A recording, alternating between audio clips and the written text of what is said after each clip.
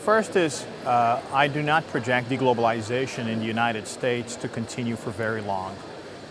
Pretty soon we will see the United States once again resuming a leadership position in trade and investment, especially along the lines that we saw during the negotiation of the Trans-Pacific Trade and Investment Partnership, which is trade about patterns and standards. The other is, of course, this rise of Asia-Pacific, and particularly of the China-India hub. China becoming a more sophisticated economic player, and an important portion of the low value-added manufacturing being transferred over to India, which is going to be very good for India, and it's going to produce very important impacts on how India fares economically.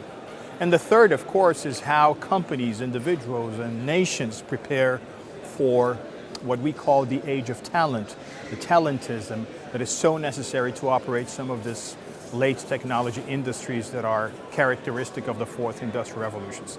It's these three elements coming together that create the ecosystem, which I call re-globalisation.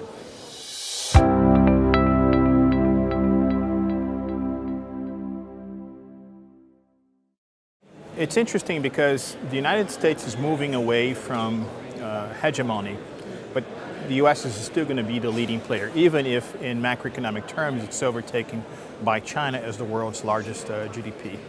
The US still has the best universities. It's the most important producer of intellectual property rights. No country like the US deposits so many patents in the World Intellectual Property Organization. So it is going to be a very important player. And I believe the Trump period, with this emphasis on nationalism, on individualism, on American first, do not play to the interest of American large corporations. So the very interests of American capitalism will bring the United States back to a more global profile in world affairs.